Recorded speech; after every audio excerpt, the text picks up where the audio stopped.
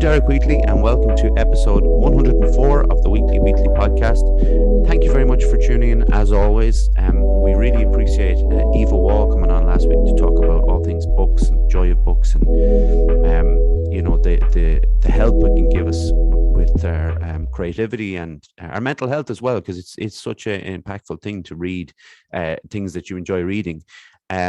So thank you, Eva. You were great. Subscribe to our YouTube channel if you would. I noticed it is episode 104, which was pointed out to me. That's consistently week in, week out, 2 years, 52, But I just wanted to mention that because my mom mentioned it. So yeah, that's pretty cool as well. So again, thanks to everyone. As always, we're going to get into this week's episode.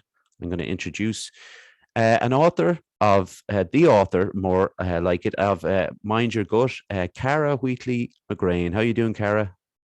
I'm really well, thank you, Derek. Lovely to be here, joining you today from the UK. Yes, indeed. And it is, worth pointing out the Cara and myself are cousins, first cousins. Our dads are brothers. And we don't think we've met. There was a thought in my mind that we may have, but Cara wasn't at that event that I was at. So it is lovely to meet Cara. It's always lovely to meet. It is. I think I pointed out on the show before, Cara. There is 17 in that family of brothers and sisters. So then we're talking about how far are we going with regards to kids, Oh, it's a clan. It's a whole clan in itself, isn't it? So, Yes. yeah, lots of children's children as well. So, Yeah, that's true. yeah. As a lot. There's an awful lot. So it is hard to keep up. So it's really nice to have Cara on. Cara, we need to obviously start what we always do. Could you give us a short history of your upbringing, please?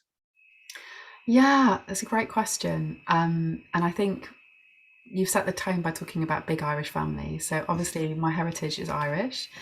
Although I was born and brought up in the UK. I am the fourth of six children, which I think is significant. I think there's something about being the middle child, which is Mm, interesting, and I kind of count myself as a middle child.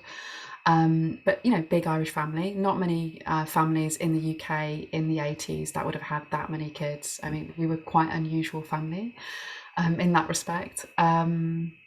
And so I grew up in Birmingham, big city. And I don't know, what would I say was important about my upbringing? I think I was aware of my Irish heritage. mm. My parents were really keen. I went to a Catholic school, primary and secondary school. I was pretty rebellious against that, actually, I've got to say. Okay, nice. Um, and uh, and although growing up in a city, we had a huge garden. We were lucky to have a really big space, and I think a real sense of freedom Mm, and a real memory for me of the joy of my childhood would be being on my bike, out and about with the girls, going around. And that would be kind of that sense maybe of space and freedom that I don't know whether kids have today. I mm, think maybe somewhere along the way, that's kind of been a little bit eroded, but I mm. certainly felt that there was that sense of freedom. Yeah, so that's a little summary, I think. Yeah, I just ask. So, with regards to Birmingham, though, how close were you to the city, the centre? Pretty close. We Okay. lived in the suburb of Moseley, which is a really nice little kind of suburb, lots of coffee shops, lots of like when I grew up there was a butcher, a baker, not a candlestick maker, but Okay. there were So, there was a lot of like little independents, greengrocers. So pretty close. yeah. But the kind of there's quite a lot of suburbs, so it Mm, was green, parks, nice environment, and I would say kind of a city which has got a lot of immigrants, kind of mm, aware of the very varied heritage of people around me. So my best friend was South American. She was from Chile. There were a lot of Irish kids around, kids from India. That it was a really diverse, mm, Caribbean. So it was a real melting pot of different cultures, religions, and I think I would say that's influenced me to be a really open-minded mm. person. I grew up in an incredibly diverse setting, and I think Birmingham has that feeling of real diversity and inclusion, which I really like. It's a city that's got a lot of warmth to it. Brilliant. So, when did you first become aware of mental health? I first became aware of it in my teens because I was quite an anxious teen. Mm, I would say I was quite sensitive. I was quite reflective. I was a little bit of a questioner. And I started to realize I was kind of having periods of anxiety, a little bit of depression, but more anxiety. And mm, I think anxiety is a very personal thing. And, you know, people can, I'm sure, relate to the word anxiety, and we all get different degrees of it at different times. But I would say among my siblings, I was aware I was a little bit more anxious. So I don't know whether we would have even used the expression mental health at that mm, time. So this would have been in the 90s. Um, but I was aware that, yeah, I was struggling a little bit, and I wouldn't have been able to fully articulate it. And it mm, wouldn't have been in the 90s. I don't think we were talking openly about mental health or even necessarily anxiety. Definitely spoke to my mom about it, or I think she was aware of it. And then I think at university, I was suffering definitely with some anxiety at university. And now I would link that very firmly with my gut health, because I mm. was at the same time having gut health concerns, and I didn't realize or make the connection Yeah. that I now can make. But the two are so firmly interwoven. Um, and then I think, just to share, I've worked in education for a long time. You know, I now work as a coach and speaker, and I work in the area of well-being. But for many years, I worked in education. And I think the most powerful thing I could say about that experience is, over 20 years of working in education, I have seen such a huge exponential growth in anxiety and Mm, depression in the young people that I've worked with. So I specifically work in further education colleges. So I work with the age group 16 to 19. And I know when I started my work in education in the early 2000s, it was quite exceptional for a young person to come and speak to me and say, I'm feeling anxious or I'm feeling depressed. And I think there's two things there. It's one, yes, we're talking more openly about it, but I also think tangibly more people are feeling mm, anxious. So I went from it being quite exceptional, quite rare, to being incredibly normal, that you'd have, you know, young people that I would be working with or supporting who were um, feeling highly anxious, highly depressed, maybe self-harming, and quite complex mental health issues emerging, and also having conversations with parents who were desperately trying to make sense of how to mm. support their teenager, where suddenly their teenager was having these really, really quite complex um, concerns. So I definitely say, in my personal experience working in that environment over 20 years, I really saw a significant growth in mental health issues. Yeah, and it's so, like, we could talk for hours and trying to name things that it could be, and the situation even the last couple of years will have added to that again, and it's so prevalent. And it's one thing to for a child to try and notice what anxiety is. It's very difficult because, as you said there, it's like, try and put it into words with someone. Even now, sometimes when people talk to me about anxiety, I struggle to fully explain it.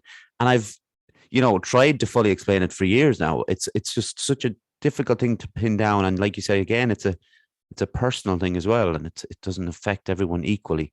And yeah, we will get into the fact that the gut and anxiety and mental health are linked, and I'll be able to relate, I think, on that point. But so when you were feeling physically like unwell with regards to whether it was, the gut or the stomach or the anxiety, what was that? What was the symptoms of it?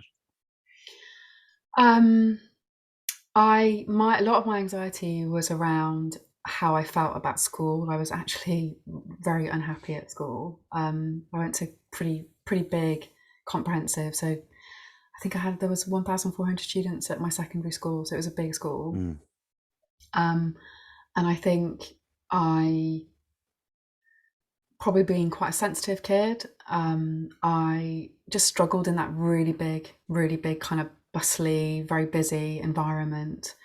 And a lot of it focused, my anxiety focused around school. Mm. So I don't know if I've actually shared this before, but I truanted. So I took time off to Mm. help manage my anxiety because I just found being in school, going to school, very stressful.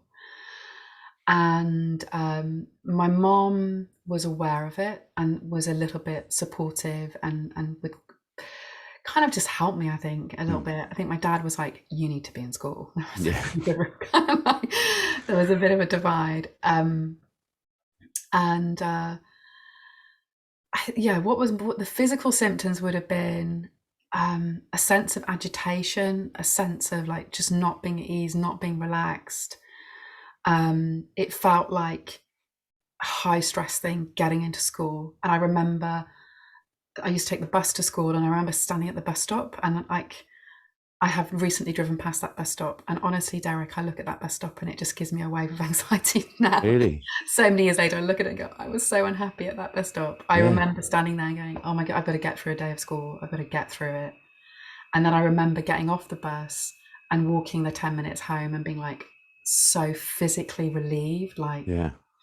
almost like being able to breathe more deeply because I was going home and I just had survived the day. So, and nothing was happening at school. There was Mm. nothing going on at school physically. My teachers probably thought I was getting on okay. I had friends, Mm. but I just found it overstimulating, overwhelming, really busy, really noisy, very chaotic.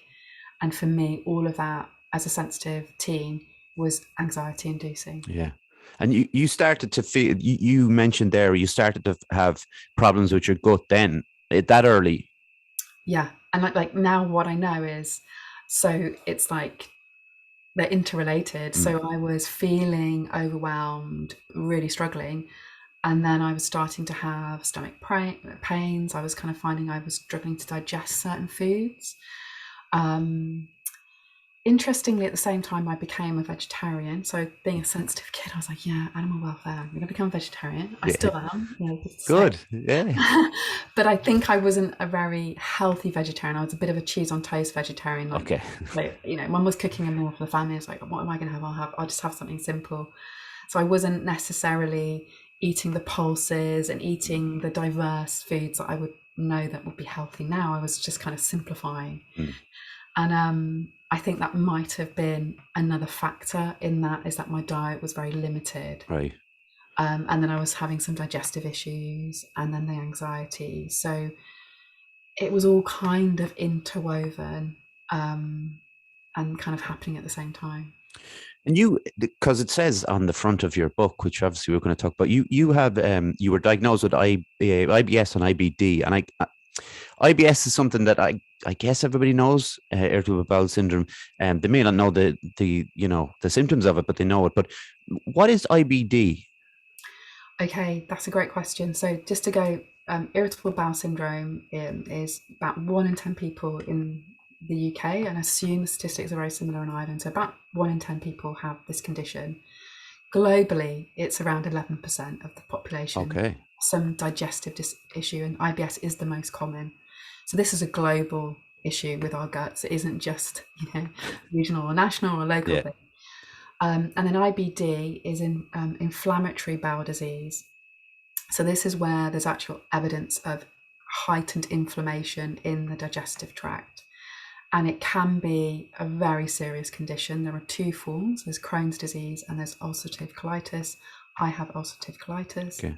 And this means the lining of the intestinal wall is so inflamed that it's very difficult sometimes to digest food. It can cause bleeding. It's a pretty serious condition. And around about 500,000 people in the UK have that. And interestingly, 1 in 4 new diagnoses are young people under the age of 16. Wow. Yeah.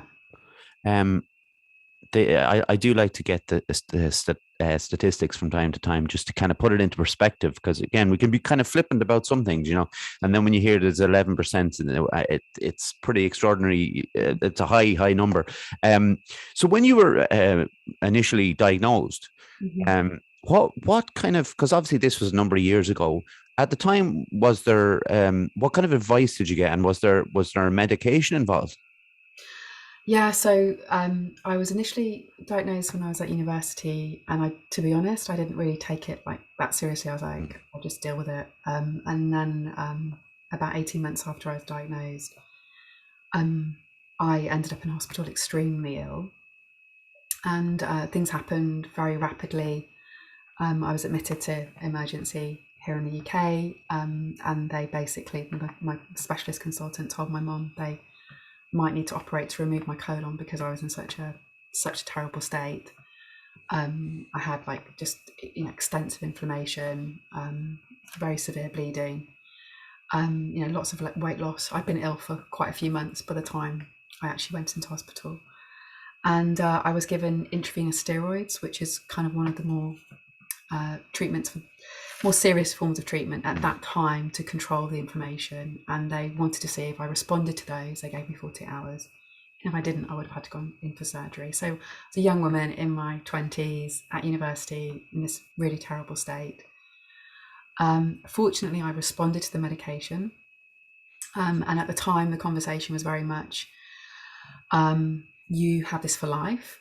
You Mm. will be on medication for life. We're going to wean you off the intravenous steroids, but you're going to be on medication for life.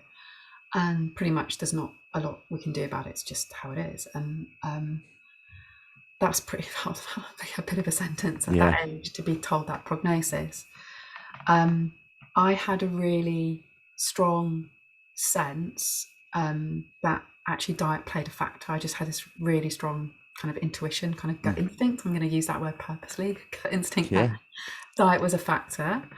And I suppose because of my age and how powerful an experience it was, I also just took it as a huge opportunity to take stock and say, actually, wow, I kind of, probably could have died from this condition Mm. in a really bad way. And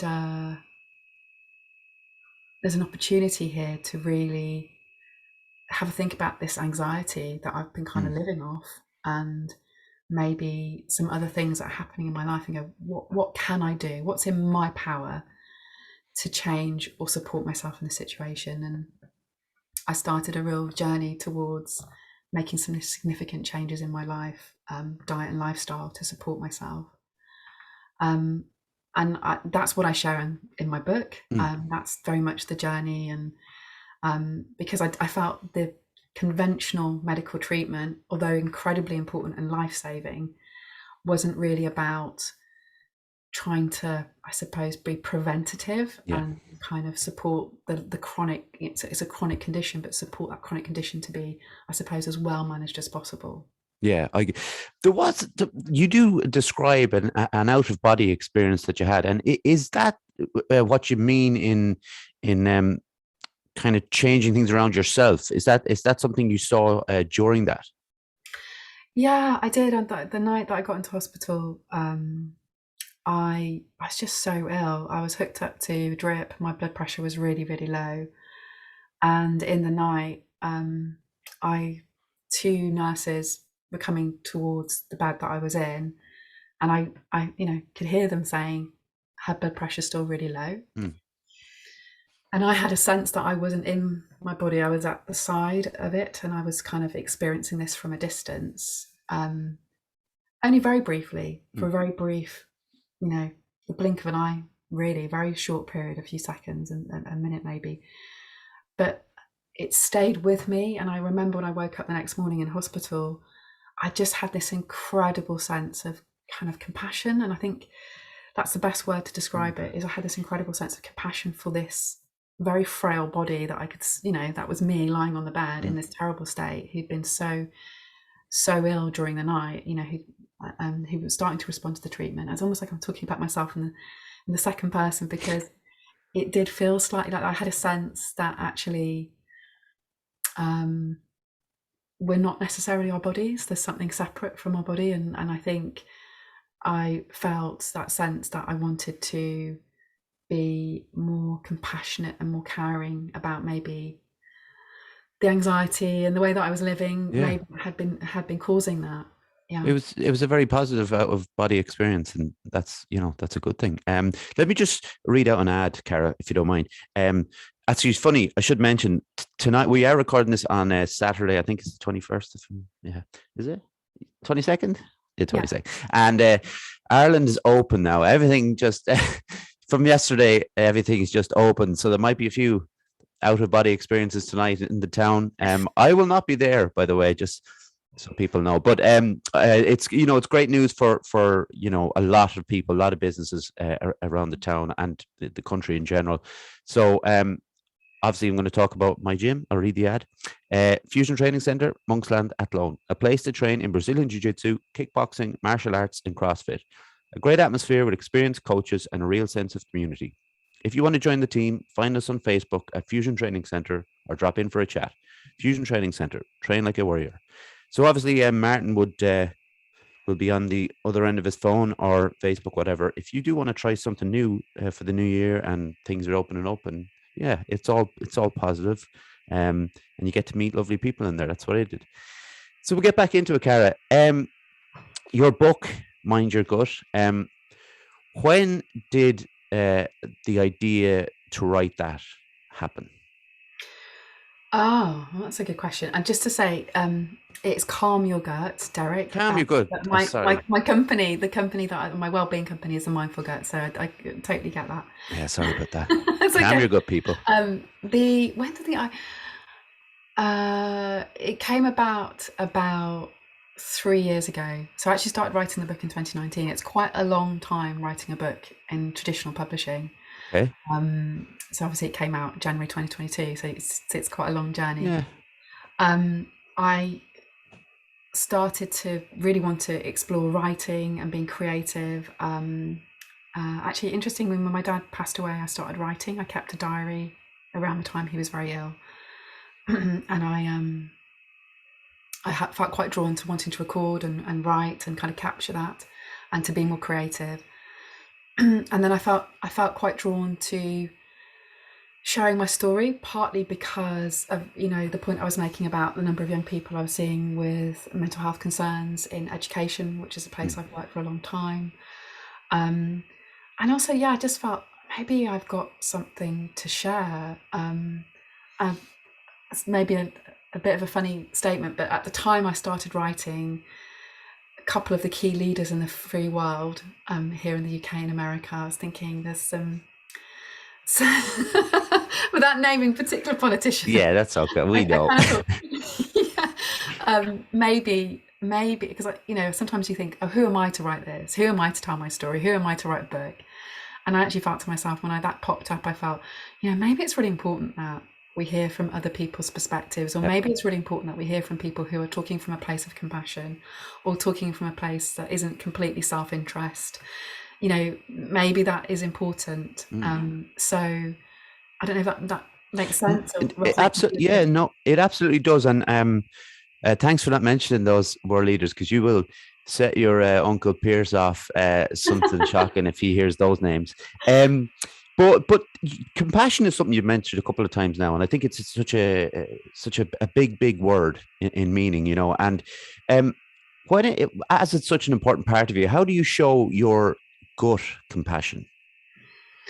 Oh, I love that question. So in many different ways, I think we're talking third week of January, and a lot of us probably haven't been particularly compassionate with our gut over Christmas and New Year. So let's look at the opposite of compassion for a moment. It's like chucking a lot of stuff at your gut. It's all sorts of lovely rich foods, different kind of drinks that maybe are asking a lot. It's a lot of work. If you were to say, the analogy I sometimes use in my book is, if you were a boss and your gut is a worker, like you're getting it to work long hours, impossible working conditions, chucking all sorts of stuff at it, and it's like, okay, how much has your gut got to deal with? And it's kind of almost that sense of seeing that relationship in that way, and being compassionate with your gut is actually thinking, what does my gut need to support it? So it needs a rest. There's a lot of evidence around having a proper break, intermittent fasting, which is having a break from your evening meal into your morning breakfast, which is that fast period overnight, and having your breakfast a little bit later, so your gut actually has a proper time to rest. And this is because there's a biology to the gut, which is every time we eat food, we create a low level of inflammation in the gut. Quite normal, Mm. postprandial inflammation, it's called.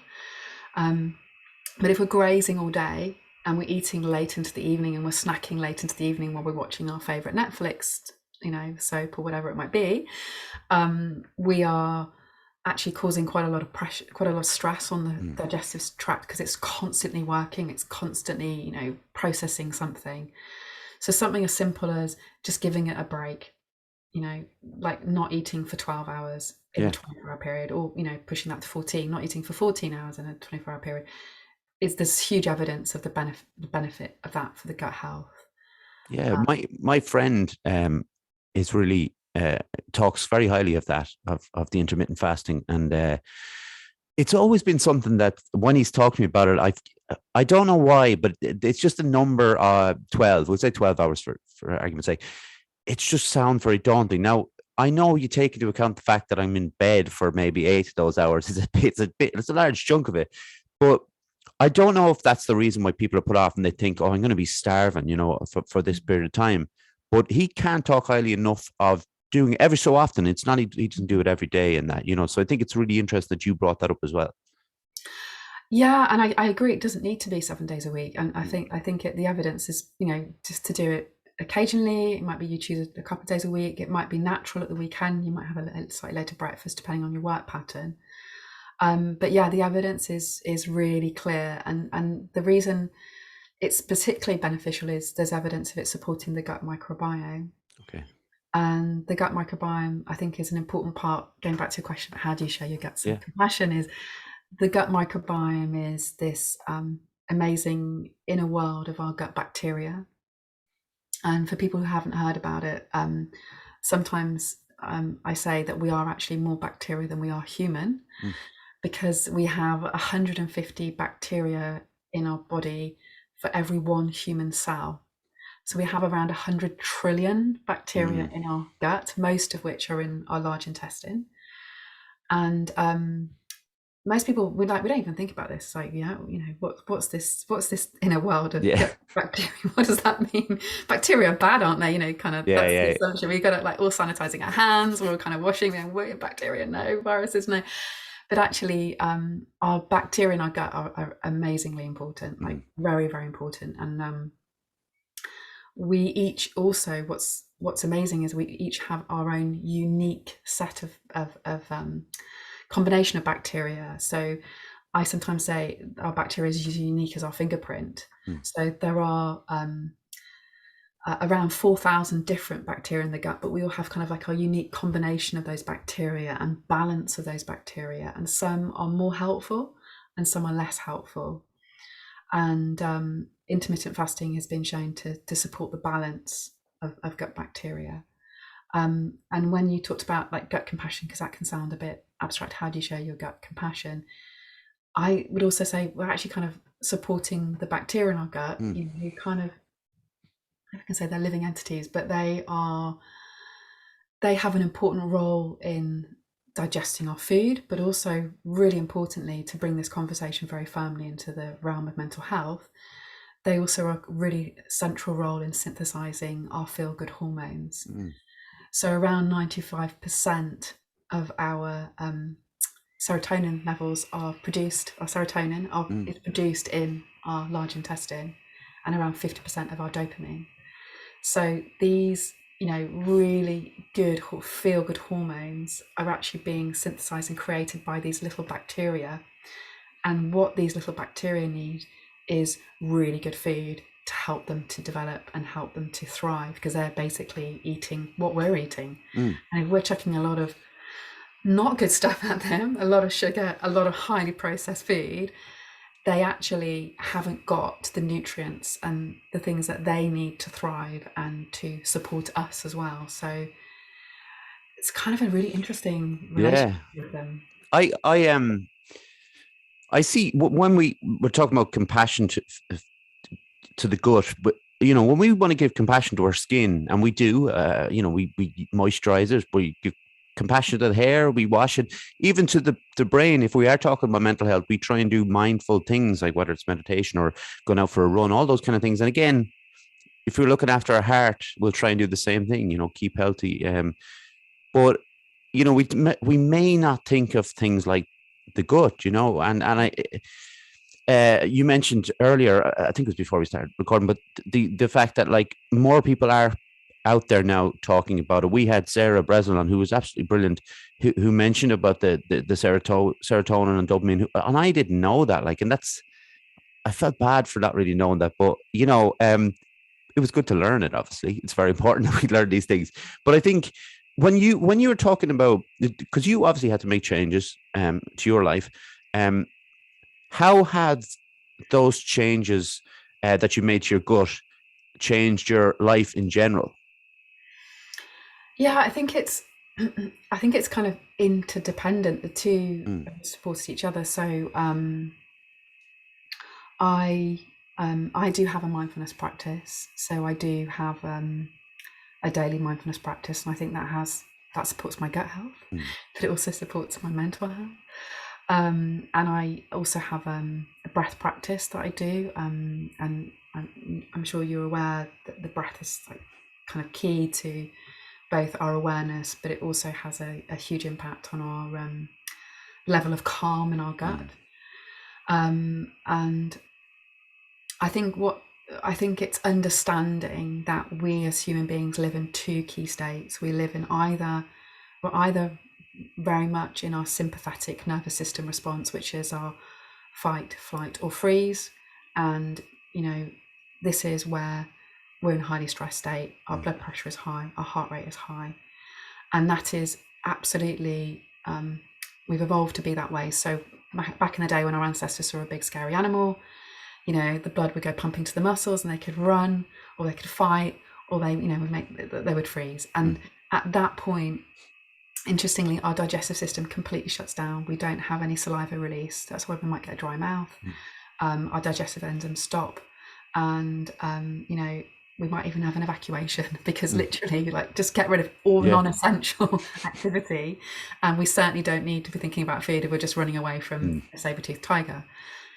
So that's our sympathetic nervous system response, and then our parasympathetic nervous system response, which is where we want to be more of the time, and especially when we're eating. mm, I call it our rest, digest, tend, and befriend mode. So think about those words. This is our calm. mm, This is our place of, at that point, our blood supply goes back to our digestive system, our digestive enzymes, the saliva starts to release.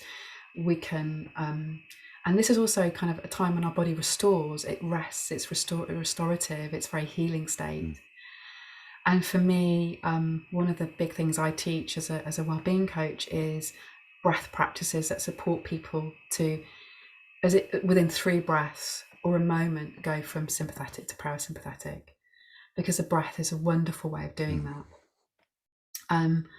And it's about, we talked, I don't know if it was before we started recording, we talked a little bit around cold water. You were talking about Yeah. cold water swimming, and actually the science of that is it's actually about supporting us to actually our body to have more ability to return to the parasympathetic mode quickly.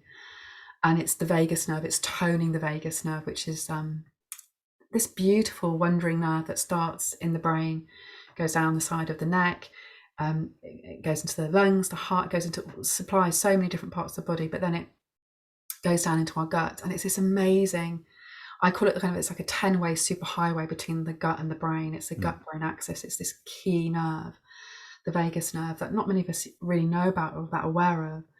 But the power of this nerve is that as a 10-lane superhighway, 6 of the lanes go from the gut to the brain and 4 go from the brain to the gut. Mm, It's really important that we're aware of this, and by something as simple as breathing, and I teach it as a breathing into the belly, something as simple as breathing into the belly, breathing into that lower part of the lungs, we actually can notice really quickly that we drop into our parasympathetic nervous mode.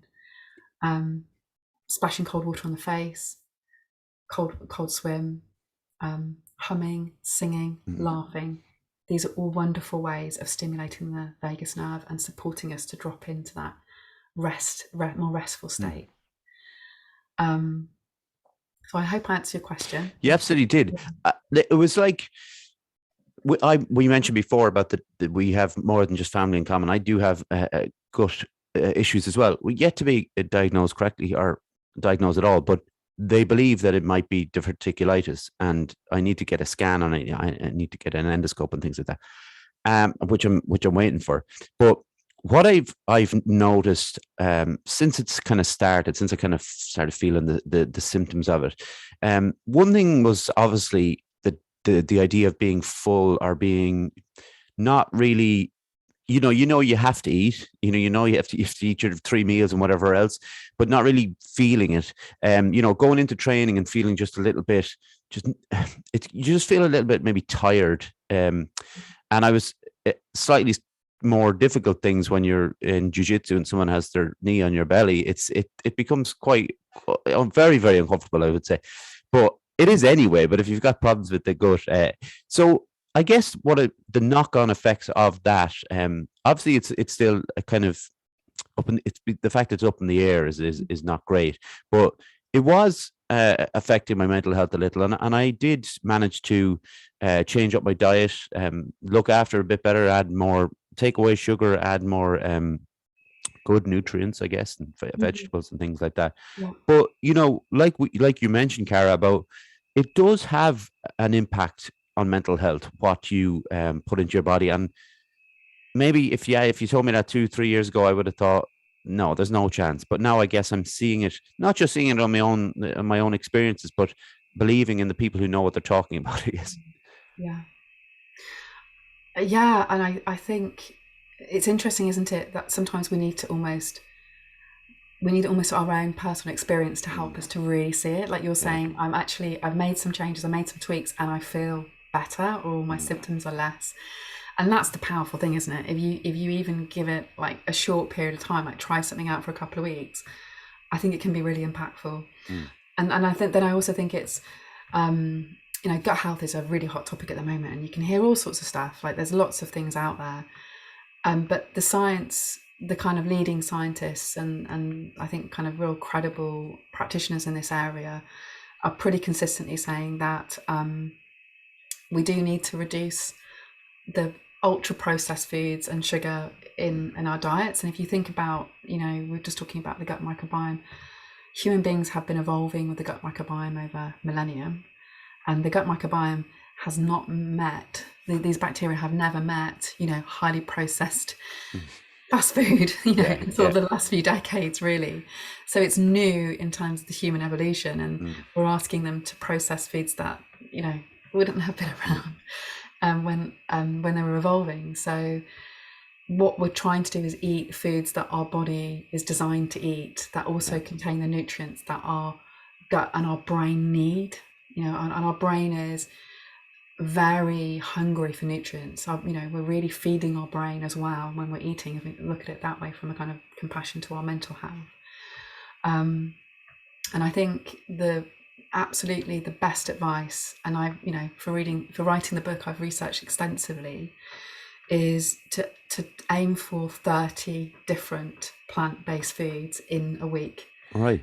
And the key is diversity. So not to just necessarily, I like broccoli and I like a carrot, and that's great, I'm having those things, and they are brilliant vegetables, but it's diversity. It's really seeking out and going, how am I giving the range of bacteria, supporting the range of bacteria, the range of different phytonutrients, because I'm eating the rainbow. We've all had the expression of eating the rainbow, because it's diversity, because the colours in food contain different phytonutrients, and this is supporting all those different bacteria. Remember, we've got 4,000 species thereabouts, and also we're supporting our brain to, we're helping the bacteria to draw out those nutrients, and our brain needs them. Do you think that because there's a lot of information when it comes to, I guess, everything to do with health, and you see in the supermarket, you'll see like gut health yogurts and butter and all those kind of different things that can affect it. Like, I think some people are a little bit like, almost in awe of the subject matter, because it is a much more complicated, I guess, than we think. Do you think that people are maybe put off kind of getting into those kind of things, to kind of read up on those things, because whereas it's, for the long run, it's very beneficial, in the short term, people think I'd rather watch my show on Netflix than get into my stuff about my gut. Yeah, and I think a lot of this is balance as Yeah. well, isn't it? I mean, I'm a coach and I'm really interested in supporting people to make sustained change over time because we're in January and it's like everyone's like New Year's resolutions and then Mm, what is it, the average time is like 14 days or something and then people like all kind of goes to pot. yeah. And I think I would say making some really small, simple changes that are actually sustainable over time is the way to go. Rather than I'm going to do all of these incredible things, and I've just talked about the number 30, but it might just be going. I'm going to count up how many vegetables I've had, and I'm just going to maybe have one new one this Mm, week. I'll try something else next week, and just keep it so simple because you're right. We can get overwhelmed with information, can't we? It can feel yeah. like, where do I begin? And I think working with people and having been on my own health journey, um, it's keeping it simple.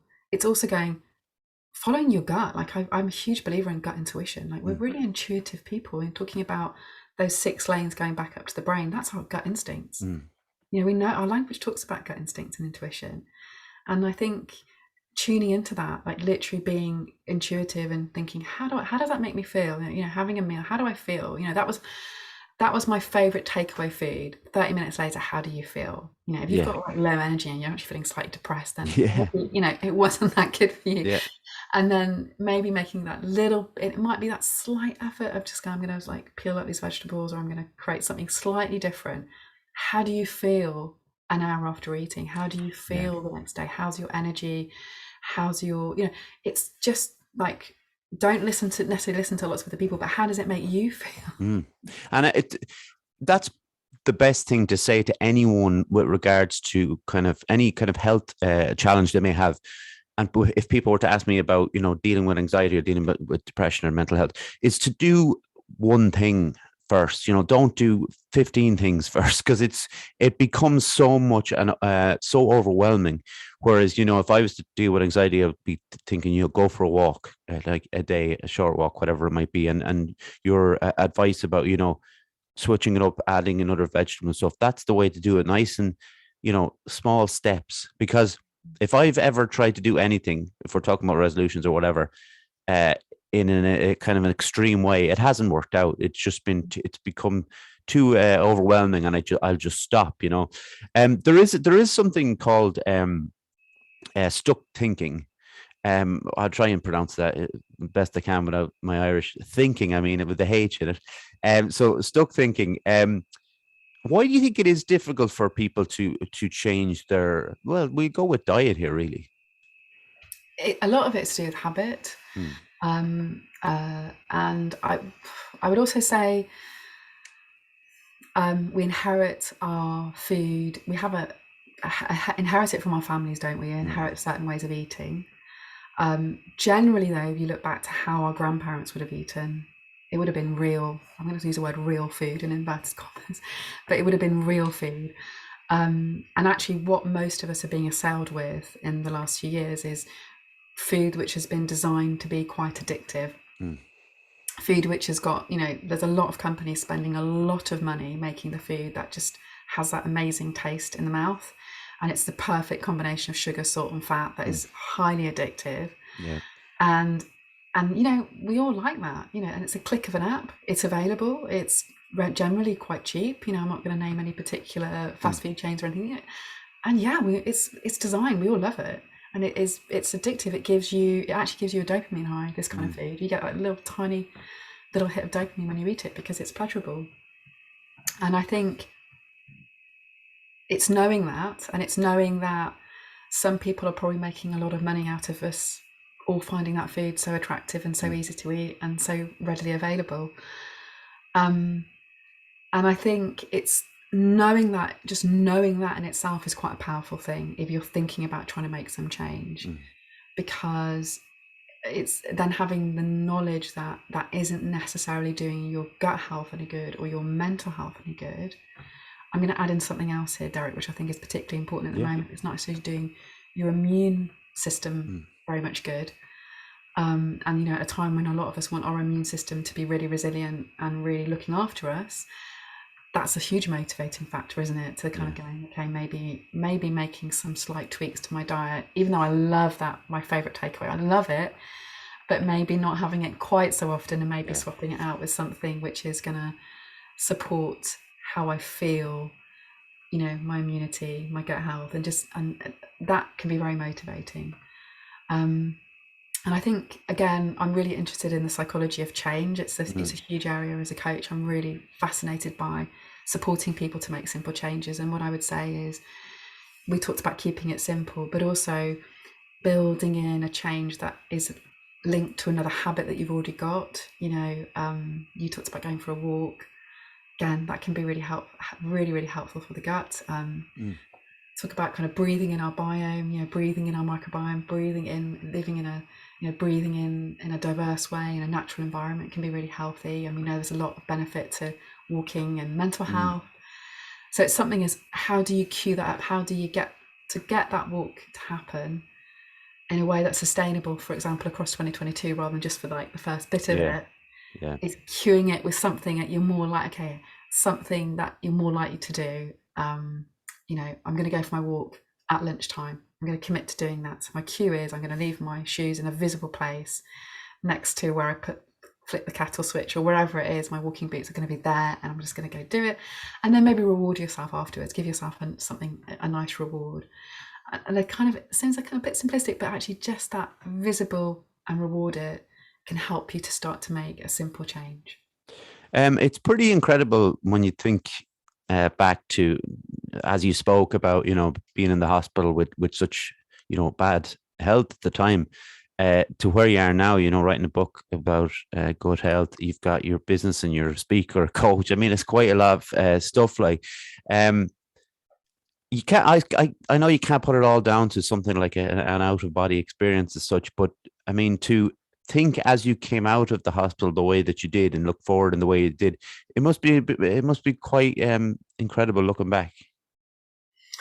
Yeah, I sometimes I think when people ask me a bit about the book as well, I think I wrote the book that I probably needed to write when I was really ill, and I've had some like amazing. The book's only been out for a couple of weeks, and I've had some amazing responses from people who are very ill, who've been quite moved because they've really connected to it because of where they're at the moment. And I think when I wrote the book, I really wanted the book to be a message of compassion and kindness to people, because when you're ill, that's what you need. You need compassion and kindness. You don't need people like, you don't necessarily need to be told, make lots of changes very dramatically and beat yourself up. And you need to actually a really supportive message. And I felt the book is a kind of, it's a love letter to the gut. It's a love letter to the importance of looking after the gut, keeping it healthy. And also, there's a particular phrase I use which is very important to me, and I think compassion is the bridge. I use this expression: compassion is the bridge between what we know and what we do. And I think if we go to a place of saying, you know, go back to your other point about you making a change, or you want to make a change, if you just do it in a way that's really being really tough on yourself, and I'm just gonna like really do this, and I'm gonna like, you know, I'm gonna force myself to do those press ups, and I'm going to force myself to eat that juice every morning, even though it's disgusting, and I'm going to, like, you know, whatever it might be. I think it gets you so far. I think that it gets you so far. But I think if you come from a mindset of compassionate self-care, like, I want to be kind to myself.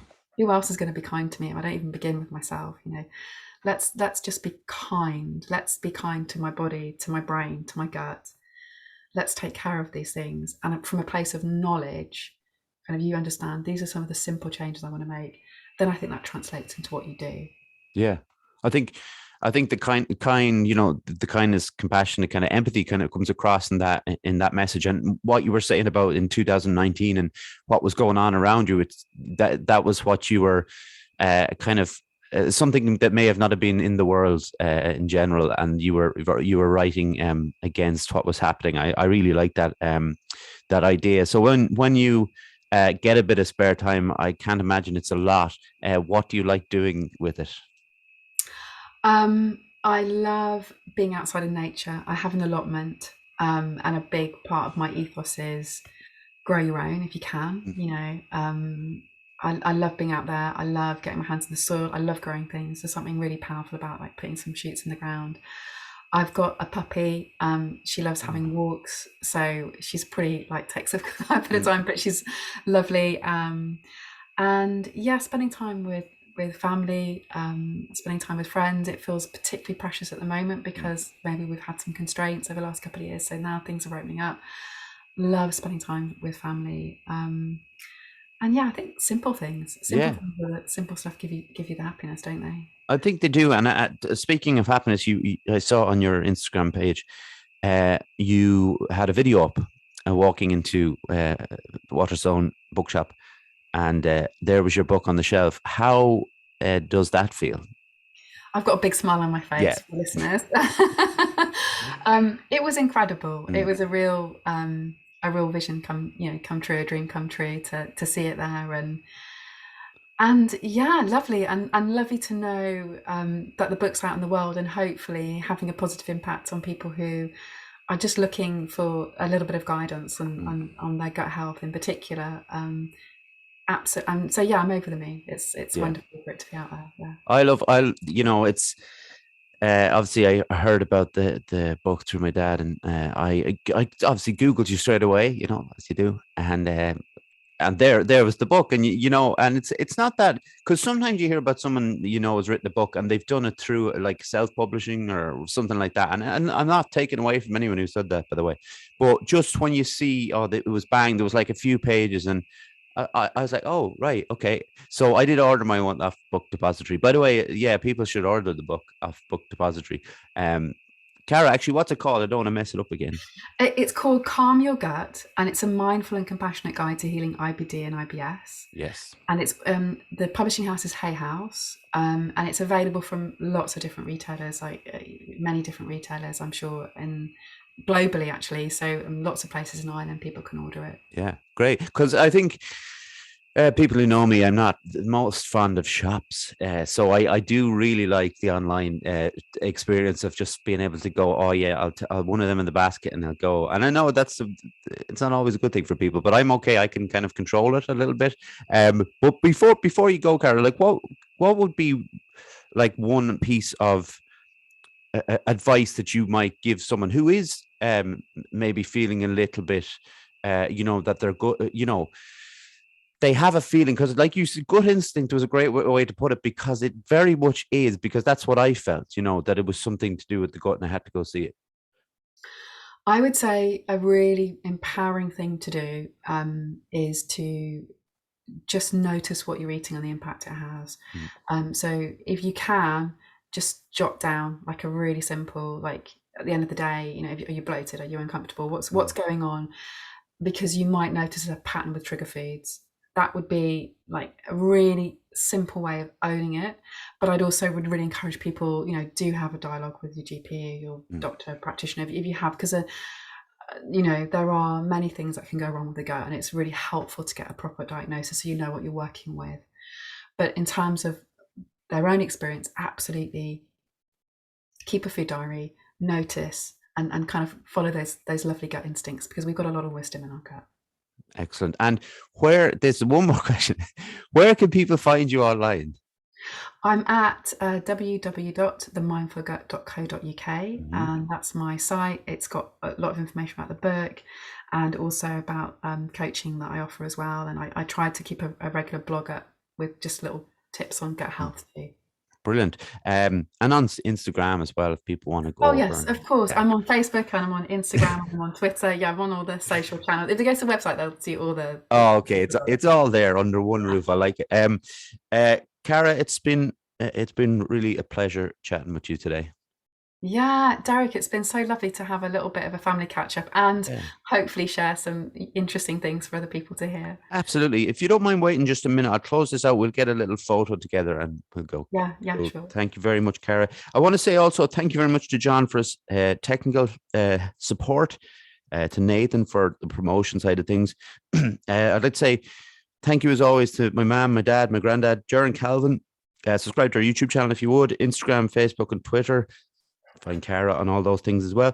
Spotify, Apple, Anchor, Google Podcasts are where you can listen to this. Thanks everyone for listening as always. And again, Cara, thank you so much. Thanks, Derek. Everybody else, have a good week and we'll chat to you next. Bye.